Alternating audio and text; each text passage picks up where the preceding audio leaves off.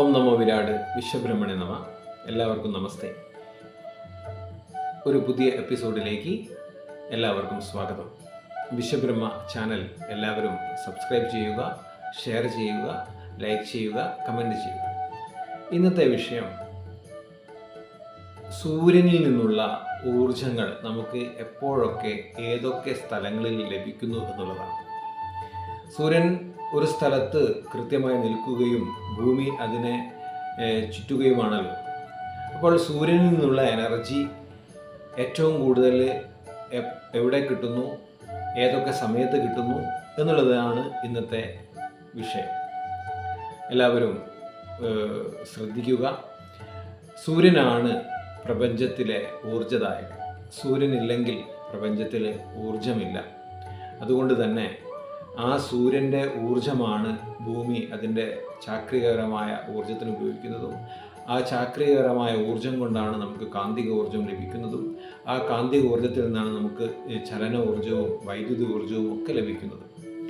അപ്പോൾ സൂര്യൻ്റെ ഊർജ ഘടന എങ്ങനെയൊക്കെയാണെന്ന് നോക്കാം. നമുക്കറിയാം, ആത്മീയപരമായി ചിന്തിക്കുന്നവർ കേൾക്കാത്ത ഒരു മുഹൂർത്തമല്ല ബ്രാഹ്മ മുഹൂർത്തം എന്നുള്ളത്. ഈ ബ്രാഹ്മ മുഹൂർത്തം ഏതാണ്ട് ആരംഭിക്കുന്നത് 3 മണി മുതലും അത് അവസാനിക്കുന്നത് രാവിലെ 6 മണിക്കുമാണ്.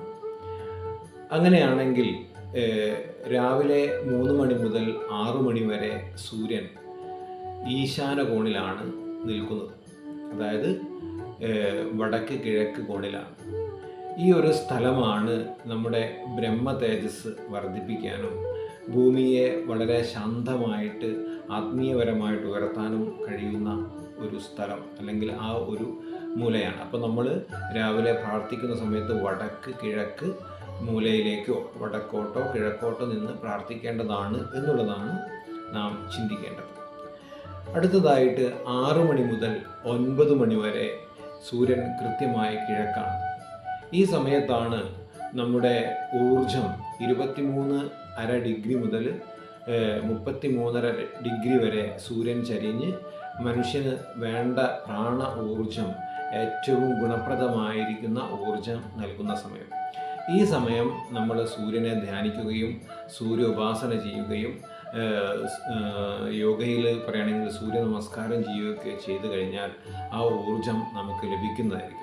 ഒരു നിർമ്മിതിയെ സംബന്ധിച്ച് ഈ സമയത്ത് നിർമ്മിതിയിലെ മുഴുവൻ വാതായനങ്ങളും തുറന്നിട്ടുകൊണ്ട് സൂര്യനെ തങ്ങളുടെ നിർമ്മിതിയിലേക്ക് കൊണ്ടുവരേണ്ടതാണ് എന്നുള്ളതാണ്.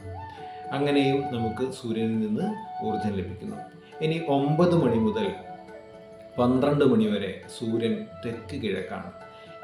ഈ സമയം സൂര്യൻ തെക്ക് കിഴക്ക് വരുന്നത് കൊണ്ടാണ്, അതായത് ഏറ്റവും കൂടുതൽ അഗ്നി ജ്വലിപ്പിക്കുന്ന സമയമായതുകൊണ്ടാണ് ഈ മൂലയെ നമ്മൾ അഗ്നിമൂല എന്ന് വിളിക്കുന്നത്, അഗ്നികോണ് എന്ന് വിളിക്കാറുണ്ട്. ഈ സമയത്താണ് ഓരോ ഗ്രഹങ്ങളിലും അല്ലെങ്കിൽ ഓരോ ജീവജാലങ്ങളിലും അതിൻ്റെ ആന്തരികമായിട്ടുള്ള എനർജി മറ്റൊരു എനർജിയാക്കി മാറ്റപ്പെടുന്നത്. അതായത് നമ്മൾ കഴിക്കുന്ന ഭക്ഷണം ഗ്ലൂക്കോസാക്കി മാറ്റുന്നില്ലേ, അതേപോലെ ജീവജാലങ്ങൾക്കിടയിൽ മരങ്ങൾക്കും അതേപോലെ തന്നെ മറ്റു ജീവികൾക്കും ഒക്കെ തന്നെ അവരുടെ ഉള്ളിൽ ലഭിച്ചിരിക്കുന്ന സൗരോർജത്തിനെ മാറ്റി അവർക്കാവശ്യമുള്ള പ്രാണോർജമാക്കി മാറ്റുന്ന ഒരു സമയമാണ് ഈ സമയം. അപ്പം നമ്മൾ ഈ സമയത്താണ് നമ്മുടെ ഭക്ഷണാദി കാര്യങ്ങളൊക്കെ ഉണ്ടാക്കേണ്ടത് എന്നുള്ളതാണ് പുരാതന വിശ്വകർമ്മ സനാതന ധർമ്മത്തിലുള്ള ആളുകളൊക്കെ അല്ലെങ്കിൽ നമ്മുടെ ഋഷീശ്വരന്മാരൊക്കെ പറയും. അതിനുശേഷം 12 മണി മുതൽ 3 മണി വരെയുള്ള സമയത്ത് പൂർണ്ണമായും തെക്ക് ഭാഗത്തായിരിക്കും നമ്മുടെ സൂര്യൻ നിലനിൽക്കുന്നത്. പൂർണ്ണമായും തെക്ക് ഭാഗത്ത് നിൽക്കുന്ന സൂര്യൻ ഇപ്പോൾ ഏറ്റവും കൂടുതൽ കഠിനകരമായിരിക്കുന്ന താപമുള്ള സമയമാണ്. അതുകൊണ്ടാണ് നമ്മുടെ നിർമ്മിതിയുടെയൊക്കെ തെക്ക് ഭാഗത്ത് ഏറ്റവും വളരെ വീതി കൂടിയതും അതേപോലെ തന്നെ വാതായനങ്ങൾ കുറഞ്ഞതുമായിട്ടുള്ള ചുമരുകളൊക്കെ സൃഷ്ടിക്കപ്പെടാനുണ്ടായ കാരണങ്ങൾ. അതുകൊണ്ട് ഈ സമയത്ത് താപം കൂടിയ സമയത്ത് തെക്ക് ഭാഗത്ത് നിന്നുള്ള എല്ലാ പ്രവർത്തനങ്ങളും ഉപേക്ഷിച്ചുകൊണ്ട് ആ സമയം മറ്റു പല ഭാഗങ്ങളിലേക്ക് നമ്മൾ അഭയം പ്രാപിച്ച് നമ്മുടെ പ്രാണനെ സംരക്ഷിക്കേണ്ടതാണ് എന്നുള്ളതാണ് നമ്മുടെ സനാതനധർമ്മം പറയുന്നത്. ഇനി 3 മണി മുതൽ 6 മണി വരെ നമ്മുടെ നിരതി കോണിലാണ് സൂര്യൻ നിലനിൽക്കുന്നത്. ഈ സമയത്തിൻ്റെ പ്രത്യേകത എന്താണെന്ന് വെച്ച് കഴിഞ്ഞാൽ ഇത് ഒരു സായം സന്ധ്യയാണ്.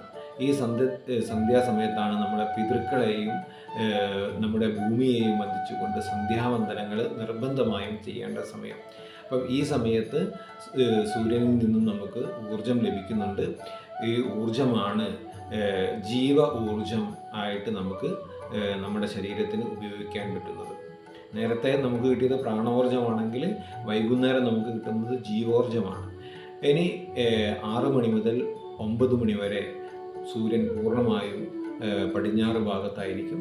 ഈ സമയത്ത് പടിഞ്ഞാറ് ഭാഗത്ത് നമ്മുടെ അന്നത്തെ ദിവസത്തെ ഊർജത്തെ നമുക്കാവശ്യമുള്ള വിവിധ തരത്തിലുള്ള ഊർജങ്ങളാക്കി മാറ്റിക്കൊണ്ട് ഒരു പുതിയ ആത്മീയ ദർശനത്തിന് വേണ്ടി നമുക്ക് ഉറങ്ങുവാനുള്ള സമയമായി അല്ലെങ്കിൽ അർദ്ധരാത്രിയിലേക്ക് പോവുകയാണ് ചെയ്യുന്നത്. ഈ കാര്യം എല്ലാവർക്കും മനസ്സിലായി എന്ന് വിചാരിക്കുന്നു. എല്ലാവരും വീഡിയോ ലൈക്ക് ചെയ്യുക, ഷെയർ ചെയ്യുക. ഒരു കാര്യം കൂടി ഓർമ്മിപ്പിക്കുകയാണ്.